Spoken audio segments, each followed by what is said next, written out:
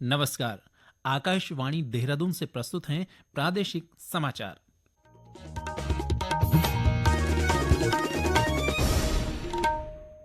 पहले मुख्य समाचार। तीनों सेनाओं के प्रमुखों ने राष्ट्रपति द्रौपदी मुर्मू को ऑपरेशन सिंदूर के बारे में जानकारी दी। राष्ट्रपति ने कहा, आतंकवाद के विरुद्ध भारत की कार्रवाई उल्लेखनीय सफलता है। मुख्यमंत्री पुष्कर सिंह धामी के नेतृत्व में देहरादून में तिरंगा शौर्य सम्मान यात्रा निकाली गई। प्रदेश में आदि कैलाश और ओम पर्वत यात्रा शुरू और रुद्रनाथ की यात्रा के लिए अनिवार्य रूप से कराना होगा पंजीकरण। 140 श्रद्धालु ही प्रतिदिन जा सकेंगे रुद्रनाथ। प्रादेशिक समाचार के साथ मैं संजय भंडारी। और अब समाचार विस्तार से।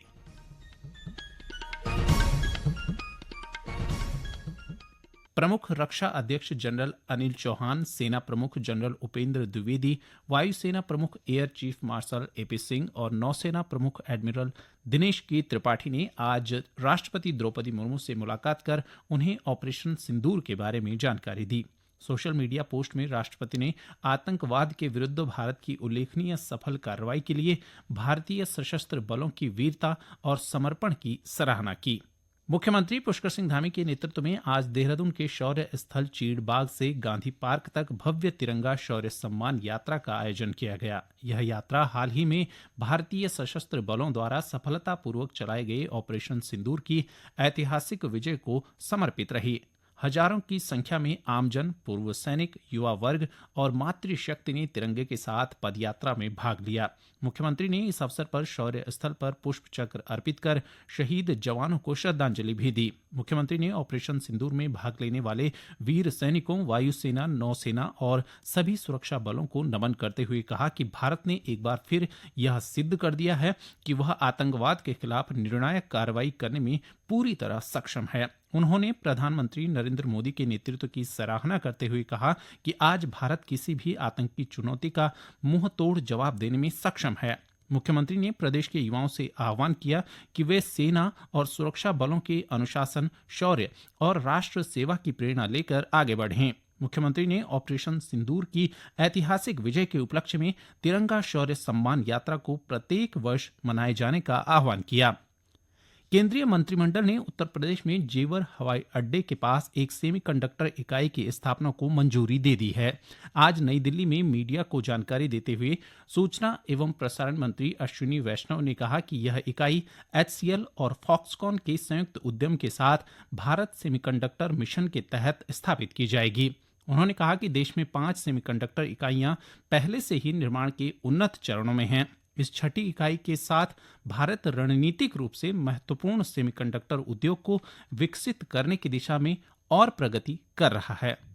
सेमीकंडक्टर यूनिट जो भारत का छठा सेमीकंडक्टर यूनिट बनेगा, वो जेवर उत्तर प्रदेश में बन रहा है, उसको अप्रूव किया है। आप सब जानते हो कि अब तक 5 सेमीकंडक्टर की यूनिट्स इंडिया सेमीकंडक्टर मिशन के तहत अप्रूव होने के बाद में बहुत तेजी से उसमें कंस्ट्रक्शन चल रहा है उन 5 में। उसी कड़ी में एक और बहुत ही एडवांस्ड यूनिट है जो कि HCL आप जानते हैं, हिंदुस्तान कंप्यूटर्स लिमिटेड, वो और फॉक्सकॉन जो दुनिया का सबसे बड़ा इलेक्ट्रॉनिक्स मैन्युफैक्चरर है, उन दोनों का जॉइंट वेंचर है। इस जॉइंट वेंचर में डिस्प्ले ड्राइवर की चिप्स इस प्लांट में बनेगी और ये देश की रिक्वायरमेंट भी बहुत बड़ी है। ये प्लांट लगेगा, इसमें 20,000 वेफर पर मंथ की कैपेसिटी होगी और जो चिप्स इससे बन के निकलेगी उसकी कैपेसिटी है 36 मिलियन चिप्स पर मंथ।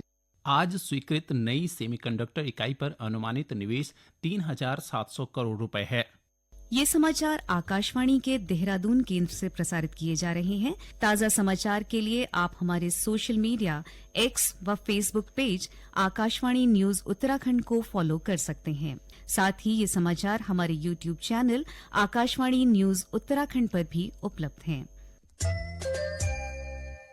न्यायमूर्ति भूषण रामकृष्ण गवई ने आज भारत के 52वें मुख्य न्यायाधीश के रूप में शपथ ग्रहण की। राष्ट्रपति द्रौपदी मुर्मू ने आज सुबह राष्ट्रपति भवन में एक विशेष समारोह में न्यायमूर्ति BR गवई को पद की शपथ दिलाई। प्रदेश में आदि कैलाश और ओम पर्वत यात्रा आज से शुरू हो गई है। आज नैनीताल जिले के काठगोदाम से यात्रा के लिए लगभग 20 सदस्यीय पहले दल को विधिवत रवाना किया गया। इस दल में उत्तराखंड, महाराष्ट्र और तमिलनाडु के यात्री शामिल हैं। यह दल नैनीताल, अल्मोड़ा और पिथौरागढ़ के विभिन्न मंदिरों के दर्शन करने के साथ ही गूंजी पहुंचेगा, जहां से जोलिंगकोंग में आदि कैलाश और नाभिढांग में ओम पर्वत के दर्शन किए जाएंगे। श्रद्धालुओं में यात्रा को लेकर जबरदस्त उत्साह देखा गया। मैं देहरादून से आई हूँ, 72 इयर्स में चल रही हूँ अभी, और आदि कैलाश की मेरी ये 4th यात्रा है KMBN के थ्रू। इससे पहले 4 बार कैलाश मानसरोवर कर चुकी हूँ मैं, 2 बार नाथुला बॉर्डर से और 2 बार लेपू लेक से। बहुत अच्छा अरेंजमेंट होता है, इसलिए मन नहीं करता कि ड्रॉप कर दिया जाए। जितना एज बार जब तक नहीं आएगी तब तक करूँगी मैं आदि कैलाश। वहीं कुमाऊं मंडल विकास निगम ने यात्रा के दौरान तीर्थ यात्रियों की सुविधा और सुरक्षा के व्यापक इंतजाम किए हैं। अब तक 102 श्रद्धालुओं ने यात्रा के लिए पंजीकरण किया है। चमोली जिले में स्थित पंच केदारों में से एक चतुर्थ केदार रुद्रनाथ मंदिर के कपाट आगामी 18 मई को खुलने हैं। भगवान रुद्रनाथ की यात्रा की आज शीतकालीन गद्दी स्थल गोपीनाथ मंदिर में पूजा अर्चना के बाद शुरुआत हो गई है। गोपीनाथ मंदिर में पूजा अर्चना के बाद मंदिर के गर्भगृह से भगवान रुद्रनाथ की चल विग्रह उत्सव डोली को श्रद्धालुओं के दर्शनों के लिए मंदिर परिसर में रखा गया है। इस अवसर पर बड़ी संख्या में श्रद्धालु मौजूद थे। आज और कल भगवान की चल विग्रह उत्सव डोली श्रद्धालुओं के दर्शनों के लिए मंदिर परिसर में ही मौजूद रहेगी। 16 मई को डोली प्रातः रुद्रनाथ के लिए प्रस्थान करेगी। 18 मई को ब्रह्म मुहूर्त में भगवान रुद्रनाथ के कपाट श्रद्धालुओं के लिए खोल दिए जाएंगे। एक रिपोर्ट। रुद्रनाथ मंदिर के कपाट खुलने को लेकर मंदिर समिति के साथ ही प्रशासन और केदारनाथ वन प्रभाग ने तैयारियां शुरू कर दी हैं। इस बार रुद्रनाथ यात्रा को सुव्यवस्थित करने के लिए वन प्रभाग की ओर से पारिस्थितिकी विकास समिति का गठन किया गया है। साथ ही यात्रा के लिए श्रद्धालुओं की संख्या भी निर्धारित की गई है। बीते वर्षों की रुद्रनाथ यात्रा पर गए श्रद्धालुओं की संख्या और संरक्षित क्षेत्र के पर्यावरण व पारिस्थितिकी को ध्यान में रखते हुए इस वर्ष श्रद्धालुओं की धारण क्षमता के अनुरूप प्रतिदिन 140 श्रद्धालुओं की संख्या निर्धारित की गई है। यात्रा के सुचारू संचालन के लिए केदारनाथ वन्य जीव प्रभाग की ओर से श्रद्धालुओं के ऑनलाइन पंजीकरण के लिए kedarnathwildlife.uk.gov.in वेबसाइट तैयार की गई है, जिसमें रुद्रनाथ आने वाले सभी यात्रियों को अनिवार्य रूप से पंजीकरण करना होगा। रुद्रनाथ यात्रा को लेकर केदारनाथ वन प्रभाग की ओर से एडवाइजरी भी जारी की गई है। इसके तहत यात्रा से पूर्व स्वास्थ्य परीक्षण कराने, यात्रा के दौरान प्लास्टिक से बनी वस्तुओं का इस्तेमाल कम करने, तय यात्रा मार्ग से ही यात्रा करने और स्थानीय गाइड को अवश्य साथ ले जाने की अपील की गई है। गौरतलब है कि रुद्रनाथ मंदिर में भगवान शिव की मुख की पूजा की जाती है। कपाट बंद होने के बाद शीतकाल में 6 महीने भगवान रुद्रनाथ की पूजा अर्चना गोपीनाथ मंदिर में की जाती है। आकाशवाणी देहरादून के लिए समाचार कक्ष से संतोष थपलियाल।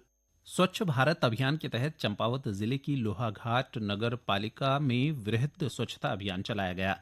नगर पालिका अध्यक्ष गोविंद वर्मा ने बताया कि पालिका की ओर से लगातार स्वच्छता अभियान चलाकर नगर की सफाई की जा रही है।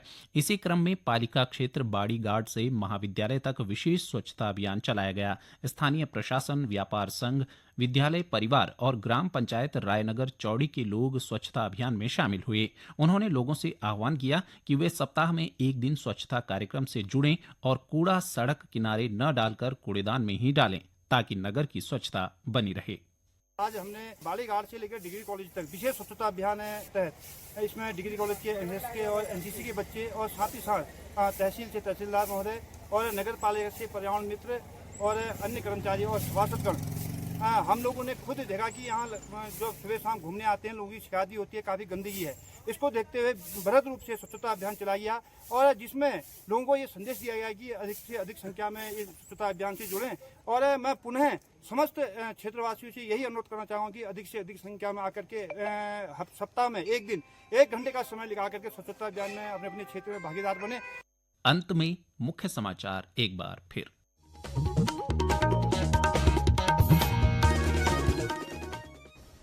तीनों सेनाओं के प्रमुखों ने राष्ट्रपति द्रौपदी मुर्मू को ऑपरेशन सिंदूर के बारे में जानकारी दी। राष्ट्रपति ने कहा, आतंकवाद के विरुद्ध भारत की कार्रवाई उल्लेखनीय सफलता है। मुख्यमंत्री पुष्कर सिंह धामी के नेतृत्व में देहरादून में तिरंगा शौर्य सम्मान यात्रा निकाली गई। प्रदेश में आदि कैलाश और ओम पर्वत यात्रा शुरू और रुद्रनाथ की यात्रा के लिए अनिवार्य रूप से कराना होगा पंजीकरण। 140 श्रद्धालु ही प्रतिदिन जा सकेंगे रुद्रनाथ। इसके साथ ही प्रादेशिक समाचार का ये अंक समाप्त हुआ। नमस्कार।